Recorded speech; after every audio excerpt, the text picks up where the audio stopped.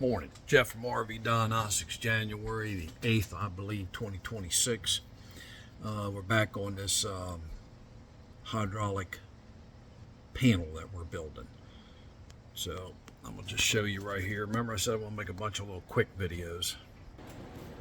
So basically you need 1, 2, 3, 4, 5, 3.5 inch 14 gauge. It'll work.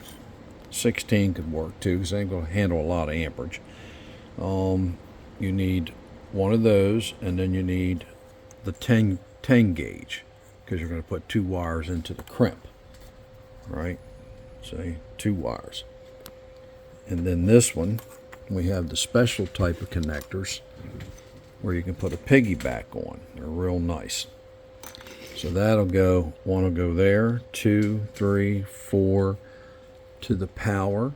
That'll go back over to this power and link all them together. Remember, you're not using every one at the same time. It was, we have a different gauge wire.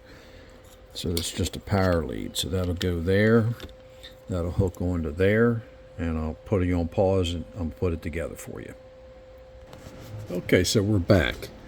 Remember the blue? Alright, so here we go.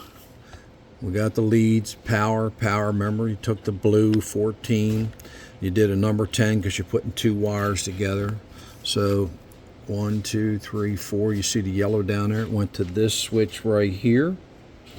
Goes back over to this.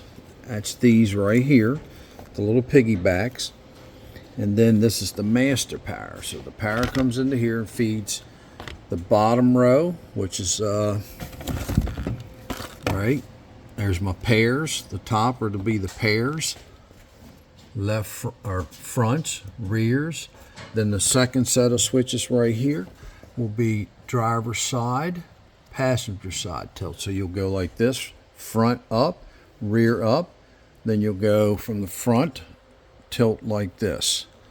All right. We got all fancy words for it, but it doesn't matter. There's the front of the panel. It's coming along. I use different indicator colors. Remember, the switches themselves have a green light, and I'll be doing a dummy run on it. I don't know if you got anything out of that, but basically a bunch of 3.5 inch wires. You have to use the right connectors.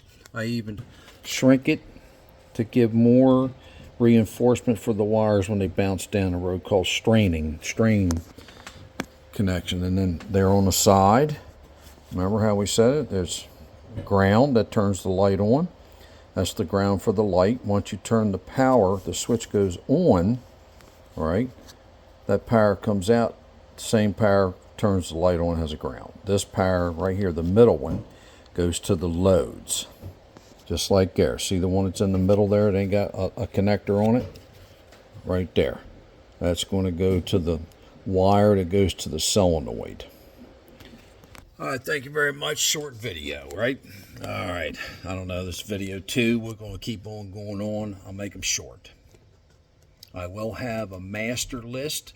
I'll put on one of the videos of all the parts I used, how many. Basically 3.5 inch wires. And then I'll make a video where I connect this thing. But I probably won't be part of the build. That'll be part of the install. Thank you very much, Jeff from RV Diagnostics. Remember the motto, test, not guess.